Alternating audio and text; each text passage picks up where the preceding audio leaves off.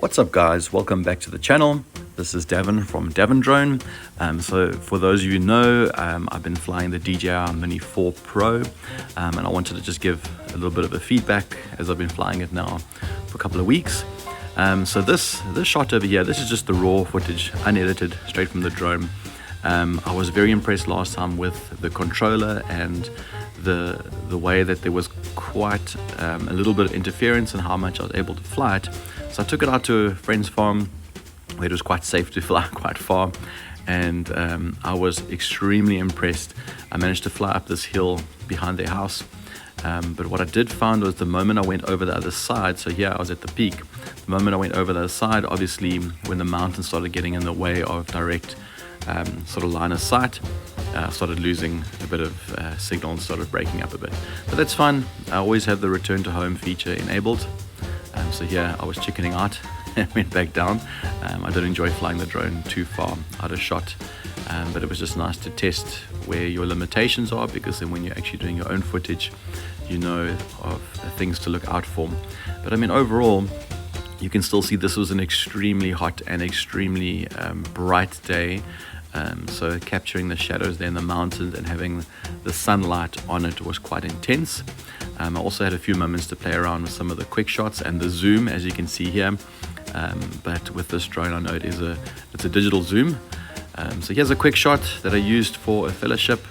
You can see there it went just over a tree, but the sensors picked it up. It wasn't too concerned. Everything came out smoothly. This was another good shot, just showing the dynamic range between the dark shadows and the bright sunrise, and just absolutely great footage.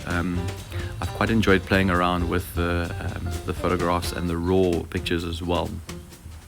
Okay, so this is the hyperlapse, where it takes a couple of photos, stitches them together, and makes a nice sort of sped up video. I quite enjoyed the one shot you'll see coming up now when the drone was actually panning and moving along. But I've also found you got to be mindful of wind. You want it to be as still as possible, because there's the panning shot. The moment there's any change in the angle, it can really ruin what you're trying to achieve. Like here you can see there's a slight wobble, but I mean in post editing you can remove that. Okay, so this shot over here, I just wanted to show you again the cool little feature it has with the green line showing the return to home. It's a really nice nifty way to see the path it's going, and then you can always make sure that your return to home is not going to go through a tree or something like that, because that's also quite scary.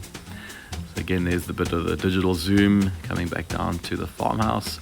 I enjoy doing this when I'm flying forward, zoomed in and slowly zoom back out again. It gives it a nice like sped up effect, and when you arrive at your point of focus, it's got a nice sort of like pan out feature. Right, and this is one of the quick shots.